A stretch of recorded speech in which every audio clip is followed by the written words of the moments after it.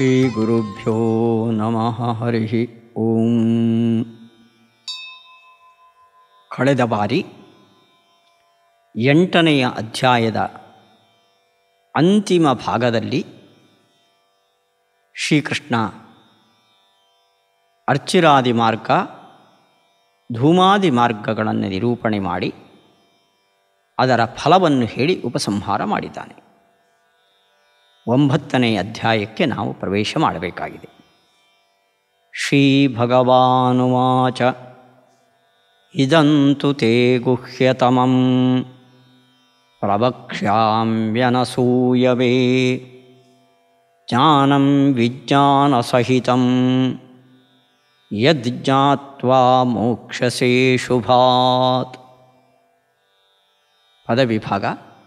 ಇದಂ ತು ತೇ ಗುಹ್ಯತಮಂ ಪ್ರವಕ್ಷ್ಯಾಮಿ ಅನಸೂಯವೇ ಜ್ಞಾನಂ ವಿಜ್ಞಾನಸಹಿತಂ ಯತ್ ಜ್ಞಾತ್ವಾ ಮೋಕ್ಷ್ಯಸೆ ಅಶುಭಾತ್. ಶ್ರೀಕೃಷ್ಣ 7ನೇ ಅಧ್ಯಾಯದಲ್ಲಿ ಜ್ಞಾನ ವಿಜ್ಞಾನ ಯೋಗ ಅಂತ ಶುರು ಮಾಡಿದ್ದಾನೆ. ಆ ಅಧ್ಯಾಯದ ಕೊನೆಯಲ್ಲಿ ಸಾಧಿಭೂತಾದಿದೈವಂ ಮಾಂ ಸಾಧಿಯಜ್ಞಂಚ ಯೇ ವಿದುಹು.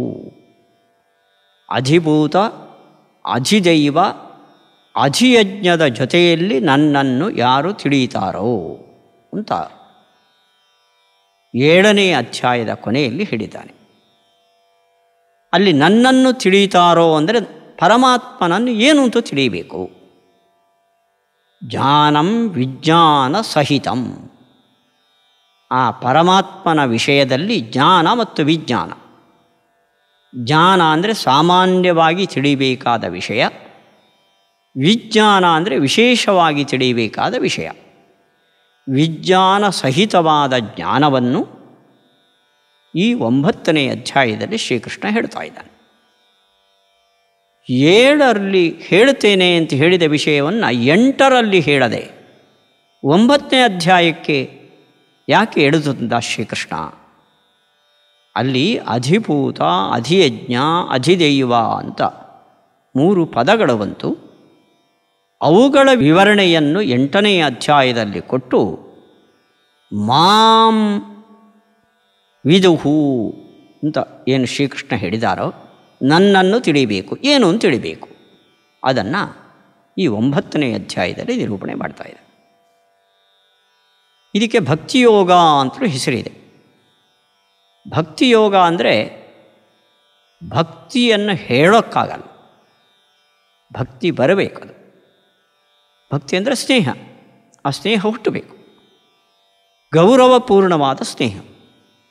ಅದು ಹುಟ್ಟಬೇಕಾದರೆ ಭಗವಂತನಿಗೂ ನಮಗೂ ಏನು ಸಂಬಂಧ, ನಮಗಿಂತ ಅವನು ಯಾಕೆ ದೊಡ್ಡವನು, ಹೀಗೆ ಭಗವಂತನ ಬಗ್ಗೆ ಸರಿಯಾದ ತಿಳಿವಳಿಕೆ ನಮಗೆ ಬಂದರೆ ಭಕ್ತಿ ತನ್ನಿಂದ ತಾನೇ ಹುಟ್ಟುತ್ತದೆ. ಆದ್ದರಿಂದ ಭಕ್ತ್ಯರ್ಥಂ ಭಗವನ್ ಮಹಿಮೋಕ್ತಿ. ಸಾಧಕರಿಗೆ ಭಗವಂತನಲ್ಲಿ ಗೌರವಪೂರ್ವಕವಾದ ಸ್ನೇಹ ಹುಟ್ಟುವ ಕಾರಣಕ್ಕಾಗಿ ಶ್ರೀಕೃಷ್ಣ ಇಲ್ಲಿ ಭಗವಂತನ ಬಗ್ಗೆ ಕೆಲವು ವಿಷಯಗಳನ್ನು ನಿರೂಪಣೆ ಮಾಡ್ತಾನೆ. ಅದು ನಿರೂಪಣೆ 1-2 ಶ್ಲೋಕಗಳ ನಂತರ ಮಾಡ್ತಾನೆ. ಅದಕ್ಕಿಂತ ಮುಂಚೆ ತಾನು ಹೇಳುವ ವಿಷಯವನ್ನು ಪ್ರಶಂಸೆ ಮಾಡ್ತಾನೆ ಶ್ರೀಕೃಷ್ಣ. ಆ ಪ್ರಶಂಸಾಪರವಾದ ಶ್ಲೋಕಗಳಲ್ಲಿ ಮೊದಲನೆಯ ಶ್ಲೋಕ ಇದು. ಅನಸೂಯವೇ ಗುಹ್ಯತಮಂ ಇದಂ ಪ್ರವಕ್ಷ್ಯಾಮಿ. ಸಾಧಕನಿಗೆ ಜ್ಞಾನವನ್ನು ಸ್ಥಿರವಾಗಿ ಗಳಿಸಿಕೊಳ್ಳೋದಕ್ಕೆ ಅನೇಕ ಮನೋಭಾವಗಳಲ್ಲಿ ಒಂದು ಮುಖ್ಯವಾದ ಮನೋಭಾವ ಅನಸೂಯ. ಅನಸೂಯೆ ಅಂದರೆ ಅತ್ರಿ ಅನಸೂಯೆ, ಆ ಅನಸೂಯೆ ಅಲ್ಲ. ಅಸೂಯ ಅಂದರೆ ಹೊಟ್ಟೆ ಕಿಚ್ಚು. ಅನಸೂಯ ಅಂದರೆ ಹೊಟ್ಟೆ ಕಿಚ್ಚು ಇಲ್ಲದ ಭಾವ. ಮತ್ತೊಬ್ಬರ ಶ್ರೇಯಸ್ಸನ್ನು ನೋಡಿ ಅವನಿಗಿದೆ ನನಗಿಲ್ಲ ಅಂತ ಏನು ಕೆಟ್ಟ ಮನೋಭಾವ ಇದೆಯಲ್ಲ, ಅದು ಐಶ್ವರ್ಯದ ಬಗ್ಗೆ ಆಗಬಹುದು, ಸ್ಥಾನಮಾನದ ಬಗ್ಗೆ ಆಗಬಹುದು, ಜ್ಞಾನದ ಬಗ್ಗೆ ಆಗಬಹುದು. ಈ ಅಸೂಯ ಬುದ್ಧಿ ಯಾರಿಗೆ ಇಲ್ಲವೋ ಅವನು ಅನಸೂಯ. ಅನಸೂಯವೇ ಈ ಅಸೂಯ ಎಂಬ ದುರ್ಗುಣ ಇಲ್ಲದ ತೇ ನಿನಗೆ. ಅಲ್ಲಿಗೆ ಅರ್ಜುನನಿಗೆ ಕೃಷ್ಣ ಹೇಳಿದ ಮಾತು, ನಮಗೆಲ್ಲ ಅವನ ಮಾತು ಉಪದೇಶ ಅರ್ಥ ಆಗಬೇಕಾದರೆ ಮೊದಲು ಈ ದುರ್ಗುಣವನ್ನು ನಾವು ಕಳ್ಕೊಳ್ಬೇಕು. ಅಂಥವರಿಗೆ ಗೀತೆಯಲ್ಲಿ ಹೇಳಿದ ವಿಷಯ ಸ್ಥಿರವಾಗಿ ಉಳಿದು ಜೀವನದಲ್ಲಿ ಅನುಷ್ಠಾನಕ್ಕೆ ಬರುತ್ತದೆ. ಕಾರ್ಯಗತ ಆಗಬೇಕಾದರೆ ಈ ಅಸೂಯ ಗುಣವನ್ನು ಬಿಟ್ಟುಬಿಡಬೇಕು ಅನ್ನೋ ಸೂಚನೆಯನ್ನು ಶ್ರೀಕೃಷ್ಣ ಅನಸೂಯವೇ ಅನ್ನೋ ಪದದಿಂದ ಹೇಳ್ತಾ ಇದ್ದಾನೆ. ಗುಹ್ಯತಮಂ ಪ್ರವಕ್ಷ್ಯಾಮಿ, ಅತ್ಯಂತ ಗೋಪ್ಯವಾದ ವಿಷಯವನ್ನು ದೇವರ ಬಗ್ಗೆ ನಾನು ನಿನಗೆ ಹೇಳ್ತಾ ಇದ್ದೇನೆ ಅರ್ಜುನ. ಗುಹ್ಯ ಅಂದರೆ ಗೋಪ್ಯ, ಗುಹ್ಯತಮ ಅಂದರೆ ಅತ್ಯಂತ ಗೋಪ್ಯವಾದ ರಹಸ್ಯವಾದ ವಿಷಯವನ್ನು ಹೇಳ್ತೇನೆ. ಏನದು? ಜ್ಞಾನಂ ವಿಜ್ಞಾನ ಸಹಿತಂ. ವಿಜ್ಞಾನ ಸಹಿತಂ ಜ್ಞಾನಂ. ಜ್ಞಾನ ಅಂದರೆ ತಿಳುವಳಿಕೆ ಅಲ್ಲ, ಜ್ಞೇಯ. ತಿಳುವಳಿಕೆಯನ್ನು ಹೇಳೋಕ್ಕಾಗಲ್ಲ. ಜ್ಞಾನ ಅಂದರೆ ತಿಳಿಬೇಕಾದ ವಿಷಯ. ವಿಜ್ಞಾನ ಅಂದರೆ ವಿಶೇಷವಾಗಿ ತಿಳಿಯಬೇಕಾದ ವಿಷಯದ ಜೊತೆಯಲ್ಲಿ ಜ್ಞಾನಂ. ಸಾಮಾನ್ಯವಾಗಿ ತಿಳುವಳಿಕೆ ಬರಬೇಕಾದ ವಿಷಯಗಳನ್ನು ವಕ್ಷ್ಯಾಮಿ. ವಿಜ್ಞಾನ ಸಹಿತಂ ಜ್ಞಾನಂ, ವಿಶೇಷವಾದ ವಿಷಯಗಳ ಜೊತೆ ಸಾಮಾನ್ಯವಾದ ವಿಷಯಗಳನ್ನು ವಕ್ಷ್ಯಾಮಿ ಹೇಳ್ತೇನೆ. ಯಾಕೆ? ಯಜ್ಞಾತ್ವಾ ಅಶುಭಾತ್ ಮೋಕ್ಷ್ಯತೆ. ಅಶುಭ ಅಂದರೆ ಬೇಡದ್ದು, ಶುಭ ಅಂದರೆ ಒಳ್ಳೆಯದು. ಕೆಟ್ಟ ಜೀವನದಿಂದ ನೀನು ಇದನ್ನು ತಿಳಿದರೆ ಹೊರಬರ್ತಿ, ಮೋಕ್ಷವನ್ನು ಹೊಂದಿ. ಸಂಸಾರದಿಂದ ಬಿಡುಗಡೆಗೊಳಿಸುವ ವಿಷಯಗಳು ಅಥವಾ ಕಷ್ಟದಿಂದ ನಮ್ಮನ್ನು ಪಾರು ಮಾಡುವ ವಿಷಯಗಳು. ಹೀಗೆ ಯತ್ ಜ್ಞಾತ್ವ, ನಾನು ಹೇಳುವ ವಿಜ್ಞಾನ ಸಹಿತವಾದ ಜ್ಞಾನ ವಿಷಯವನ್ನು ನೀನು ತಿಳಿದರೆ ಅಶುಭಾತ್ ಮೋಕ್ಷ್ಯಸೆ, ಕೆಟ್ಟ ಗತಿಯಿಂದ ದುಃಖದಿಂದ ಬಿಡುಗಡೆಗೊಳ್ತಿ ಅಥವಾ ಸಂಸಾರದಿಂದಲೇ ಬಿಡುಗಡೆಗೊಳ್ಳುವ ಭಾಗ್ಯ ನಿನಗೆ ಬರ್ತದೆ ಅಂತ ತಾನು ಹೇಳಬೇಕಾದ ವಿಷಯದ ಪ್ರಾಮುಖ್ಯವನ್ನು ಶ್ರೀಕೃಷ್ಣ ಈ ಶ್ಲೋಕದಲ್ಲಿ ನಿರೂಪಣೆ ಮಾಡಿದ್ದಾನೆ. ಮತ್ತೊಮ್ಮೆ ಶ್ಲೋಕ. ಇದಂತು ತೇ ಗುಹ್ಯತಮಂ ಪ್ರವಕ್ಷ್ಯಾಮ್ಯನಸೂಯವೇ ಜ್ಞಾನಂ ವಿಜ್ಞಾನ ಸಹಿತಂ ಯಜ್ಞಾತ್ವಾ ಮೋಕ್ಷಸೇ ಶುಭಾತ್. ಮುಂದಿನ ಶ್ಲೋಕದಲ್ಲಿ ಮತ್ತೆ ಶ್ರೀಕೃಷ್ಣ ತಾನು ಹೇಳಬೇಕಾದ ವಿಷಯದ ಪ್ರಶಂಸೆಯನ್ನು ಮಾಡ್ತಾ ಇದ್ದಾನೆ. ಎರಡನೇ ಶ್ಲೋಕ. ರಾಜವಿದ್ಯಾ ರಾಜಗುಹ್ಯಂ ಪವಿತ್ರಮಿದಮುತ್ತಮಂ ಪ್ರತ್ಯಕ್ಷಾವಗಮಂ ಧರ್ಮ್ಯಂ ಸಸುಖಂ ಕರ್ತುಮವ್ಯಯಂ. ಪದವಿಭಾಗ. ರಾಜವಿದ್ಯಾ ರಾಜಗುಹ್ಯಂ ಪವಿತ್ರಂ ಇದಂ ಉತ್ತಮಂ ಪ್ರತ್ಯಕ್ಷ ಅವಗಮಂ ಧರ್ಮ್ಯಂ ಸುಸುಖಂ ಕರ್ತುಂ ಅವ್ಯಯಂ. ಇದನ್ನು ಶ್ರೀಕೃಷ್ಣ ದೊಡ್ಡ ಹೆಸರಿನಿಂದ ಕರೆದಿದ್ದಾನೆ ಮುಂದೆ ಹೇಳುವ ವಿಷಯವನ್ನು. ಅದು ರಾಜವಿದ್ಯೆ. ರಾಜವಿದ್ಯೆ ಅಂದರೆ ರಾಜರಿಗೆ ಸಂಬಂಧಪಟ್ಟ ವಿದ್ಯೆ ಅಂತ ಅರ್ಥ ಅಲ್ಲ. ವಿದ್ಯೆಗಳಲ್ಲಿ ರಾಜ. ವಿದ್ಯಾ ಅಂದರೆ ತಿಳಿಬೇಕಾದ ವಿಷಯಗಳು. ನಾವು ಈ ಪ್ರಪಂಚದಲ್ಲಿ ತಿಳಿಬೇಕಾದ ವಿಷಯಗಳು ಸಾವಿರಾರು ಇದೆ. ಲೌಕಿಕನೋ ಅಲೌಕಿಕನೋ ಬೇಕಾದಷ್ಟು ತಿಳಿಬೇಕಾದ ಅಂಶಗಳಿವೆ. ಈ ಜೀವನವೇ ಸಾಲದು, ಅಷ್ಟು ತಿಳಿಯಲ್ಪಡಬೇಕಾದ ವಿಷಯಗಳಿವೆ. ಅವೆಲ್ಲವುಗಳಲ್ಲಿ ರಾಜನ ಸ್ಥಾನದಲ್ಲಿದೆ ನಾನು ಮುಂದೆ ಹೇಳುವ ವಿಷಯ. ವಿದ್ಯೆಯಲ್ಲಿ ರಾಜ ಆದ್ದರಿಂದ ನಾನು ಹೇಳುವ ವಿಷಯ ರಾಜವಿದ್ಯೆ. ರಾಜಗುಹ್ಯಂ, ಗೋಪ್ಯವಾದ ವಿಷಯಗಳು ತುಂಬ ಇದೆ. ಜೀವನಕ್ಕೆ ಸಂಬಂಧಪಟ್ಟದ್ದು, ನಮ್ಮ ಬಾಂಧವ್ಯಕ್ಕೆ ಸಂಬಂಧಪಟ್ಟ, ಮತ್ತೊಬ್ಬರಿಗೆ ಹೇಳದ ಗೋಪ್ಯವಾದ, ನಮ್ಮಲ್ಲಿ ಮಾತ್ರ ಒಡೆಯುವ ಅನೇಕ ವಿಷಯಗಳಿದೆ. ಅಂಥ ಗೋಪ್ಯ ವಿಷಯಗಳಲ್ಲೆಲ್ಲ ರಾಜನ ಸ್ಥಾನದಲ್ಲಿ ಇರುವಂಥದ್ದು ನಾನು ಮುಂದೆ ಹೇಳುವ ವಿದ್ಯೆ ವಿಷಯ. ಅಂದ ಗುಹ್ಯಗಳಲ್ಲಿ ರಾಜ ಆದ್ದರಿಂದ ಇದು ರಾಜಗುಹ್ಯಂ. ರಾಜವಿದ್ಯೆ ಇದು ರಾಜಗುಹ್ಯ. ಪವಿತ್ರಂ, ಪವಿತ್ರಂ ಅಂದರೆ ಇದು ಪರಮ ಪವಿತ್ರವಾದದ್ದು, ಪುಣ್ಯಕ್ಕೆ ಕಾರಣವಾದದ್ದು. ಇದಂ ಉತ್ತಮಂ, ತುಂಬ ಶ್ರೇಷ್ಠವಾದದ್ದು ವಿಷಯ. ಉತ್ತಮಂ ಪವಿತ್ರಂ ಇದಂ ರಾಜವಿದ್ಯಾ ರಾಜಗುಹ್ಯಂ. ಏನದು? ಯಾವುದರ ಬಗ್ಗೆ ನೀನು ಹೇಳ್ತೀ? ಧರ್ಮ್ಯಂ. ಧರ್ಮ ಅಂದರೆ ಧಾರಣಾ ಧರ್ಮ. ಈ ಜಗತ್ತನ್ನು ಧರಿಸುವ ಪರಮಾತ್ಮ. ಅಲ್ಲಿಗೆ ಧರ್ಮ ಅಂದರೆ ಧರ್ಮಾಚರಣೆ ಅಲ್ಲ. ಇಲ್ಲಿ ಧರ್ಮ ಅಂದರೆ ಜಗದ್ಧಾರಕನಾದ ಪರಮಾತ್ಮ. ಧರ್ಮ್ಯ ಅಂದರೆ ಆ ಪರಮಾತ್ಮನಿಗೆ ಸಂಬಂಧಪಟ್ಟ. ಇದು ಯಾವುದೋ ಒಂದು ಲೌಕಿಕ ವಿಷಯವನ್ನು ನಿನಗೆ ಗುಹ್ಯವಾದ್ದನ್ನು ನಾನು ಹೇಳೋದಲ್ಲ, ಪರಮಾತ್ಮನಿಗೆ ಸಂಬಂಧಪಟ್ಟಿರುವ ವಿಷಯ ಅದು.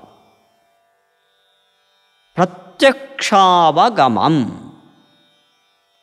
ಇಲ್ಲಿ ಪ್ರತ್ಯಕ್ಷ ಅನ್ನೋ ಶಬ್ದಕ್ಕೆ ಶಾಸ್ತ್ರೀಯವಾದ ಅರ್ಥ ಪಂಚೇಂದ್ರಿಯಗಳಿಂದ ತಿಳಿಯಲ್ಪಡುವ ವಿಷಯ ಅಥವಾ ಪಂಚೇಂದ್ರಿಯಗಳಿಂದ ನಾವು ಗಳಿಸುವ ಜ್ಞಾನ. ಆದರೆ ರಾಘವೇಂದ್ರ ಸ್ವಾಮಿಗಳು ಪ್ರತ್ಯಕ್ಷ ಅನ್ನೋ ಶಬ್ದಕ್ಕೆ ಪರಮಾತ್ಮ ಅಂತ ಅರ್ಥ ಮಾಡ್ತಾರೆ. ಅಕ್ಷ ಅಂದರೆ ಇಂದ್ರಿಯಗಳು, ಕಣ್ಣು, ಕಿವಿ, ಮೂಗು, ಈ ಪಂಚ ಬಾಹ್ಯೇಂದ್ರಿಯಗಳು, ಒಳಗಡೆನೆ ಮನಸ್ಸು. ಅಕ್ಷದಲ್ಲಿ ಇರುವವ ಪ್ರತಿ ಅಕ್ಷ. ಒಂದೊಂದು ಇಂದ್ರಿಯಗಳಲ್ಲೂ ಇದ್ದು ಅವುಗಳಲ್ಲಿ ಆಗಬೇಕಾದ ಕೆಲಸವನ್ನು ಮಾಡಿಸುವ ಶಕ್ತಿ ಅಂದರೆ ಪರಮಾತ್ಮ. ಹೀಗೆ ಪ್ರತ್ಯಕ್ಷ ಅಂದರೆ ಪರಮಾತ್ಮ ಅಂತ ಅರ್ಥ. ಅವಗಮ. ಅವಗಮ ಅಂದರೆ ಜ್ಞಾನಕ್ಕೆ ಸಾಧನ. ಹಾಗಾದರೆ ಗಮ ಅಂದರೆ ಹೋಗೋದು ಅಂತ ಅರ್ಥ, ಅವಗಮ ಅಂದರೆ ತಿಳಿಯೋದು ಅಂತ ಅರ್ಥ. ಅಲ್ಲಿಗೆ ಪ್ರತ್ಯಕ್ಷ ಅಂದರೆ ದೇವರು, ಅವಗಮ ಅಂದರೆ ಅವನ ಜ್ಞಾನಕ್ಕೆ ಸಾಧನ. ನಾನು ಮುಂದೆ ಏನು ವಿಷಯವನ್ನು ಹೇಳ್ತೇನೋ ಅದು ನಿನ್ನ ಜೀವನದಲ್ಲಿ ಸಮೃದ್ಧಿಯನ್ನೋ ದುಡ್ಡನ್ನೋ ಕೀರ್ತಿಯನ್ನೋ ಕೊಡುವ ವಿಷಯ ಅಲ್ಲ. ಅದು ದೇವರ ಅಪರೋಕ್ಷ ಜ್ಞಾನಕ್ಕೆ ಕಾರಣವಾಗುವ ವಿಷಯ. ಪ್ರತ್ಯಕ್ಷ ಅಂದರೆ ಪರಮಾತ್ಮನ ಅವಗಮಂ, ಅಪರೋಕ್ಷ ಜ್ಞಾನಕ್ಕೆ ಕಾರಣವಾಗುವ ವಿಷಯ. ಅವಗಮಂ ಧರ್ಮ್ಯಂ ಪರಮಾತ್ಮನನ್ನು ಕುರಿತಾದದ್ದು. ಸುಸುಖಂ ಅಂದರೆ ನಮ್ಮ ಸಾಂಸಾರಿಕ ಸುಖ ಏನಿದೆ ಇದು ಸುಖ. ಸುಸುಖಂ ದುಃಖವಿಲ್ಲದ ಸುಖ, ಅದು ಸುಸುಖ, ಶ್ರೇಷ್ಠವಾದ ಸುಖ. ಅಂಥ ಸುಖಕ್ಕೆ ಕಾರಣವಾದ ವಿಷಯ ಅಂದರೆ ಮೋಕ್ಷವನ್ನು ಕೊಡುವ ವಿಷಯ. ಇದು ಅವ್ಯಯಂ ಕರ್ತುಂ. ಅವ್ಯಯ ಅಂದರೆ ವ್ಯಯ ಇಲ್ಲದ, ನಾಶವಿಲ್ಲದ, ತಿರುಗಿ ಬಾರದ ಮೋಕ್ಷ.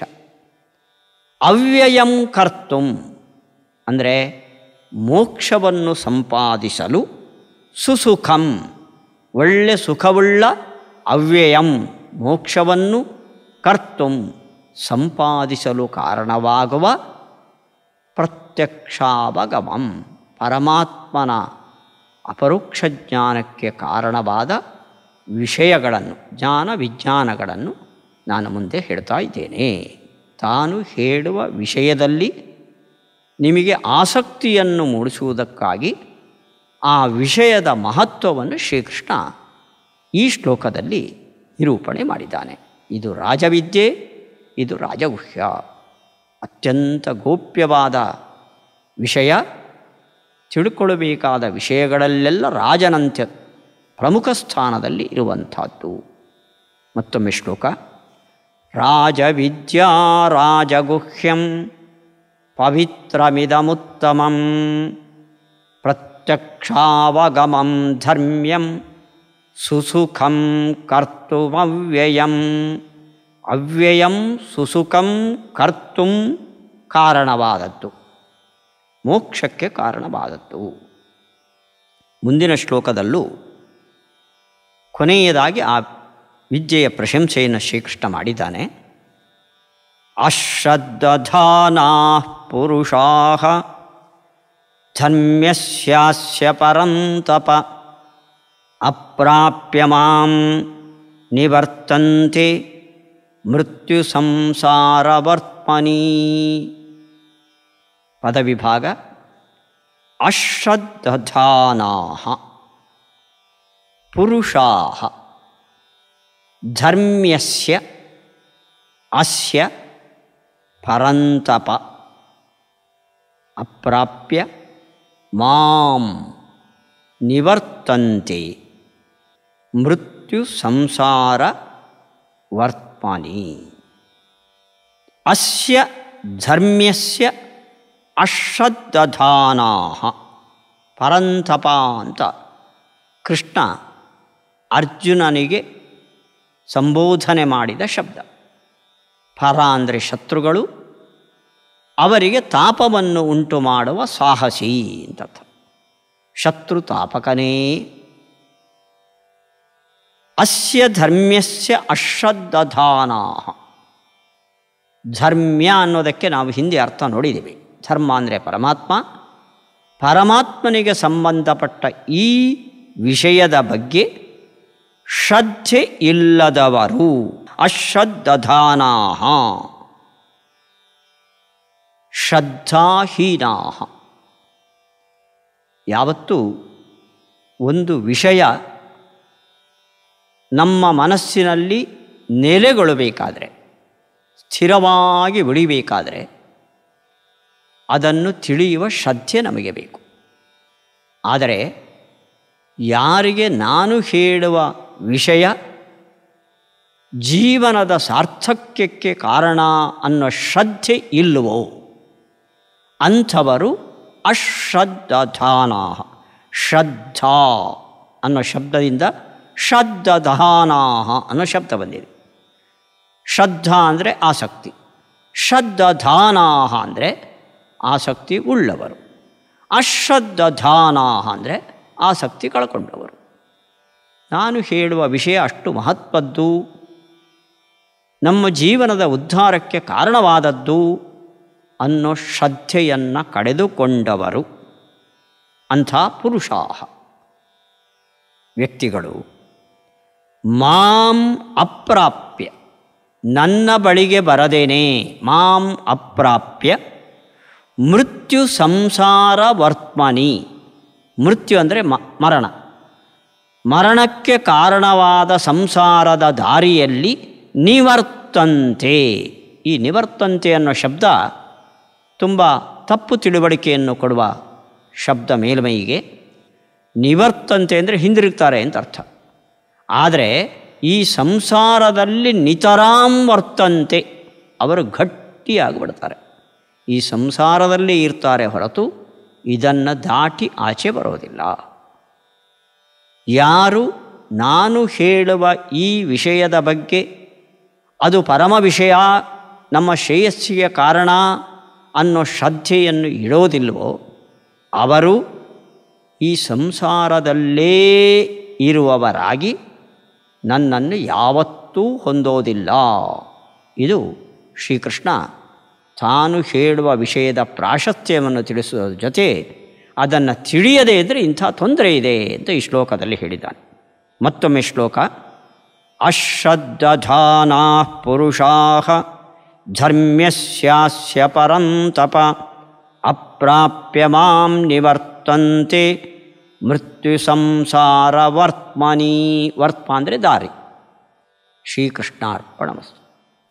ಭಗವದ್ಗೀತೆಯ ಈ ಭಾಗದ ಪಾಠದ ಪ್ರಾಯೋಜಕತ್ವವನ್ನು ಶ್ರೀಯುತ ದಿನಕರ್ ರಾವ್ ಮತ್ತು ಕುಟುಂಬದವರು ವಹಿಸಿಕೊಂಡಿದ್ದಾರೆ. ಶ್ರೀಕೃಷ್ಣ ಇವರಿಗೆ ಸಕಲ ವಿಧದ ಸೌಭಾಗ್ಯವನ್ನು ಕೊಟ್ಟು ಜ್ಞಾನ ಸಂಪತ್ತನ್ನು ನೀಡಲಿ ಅಂತ ಪ್ರಾರ್ಥಿಸೋಣ.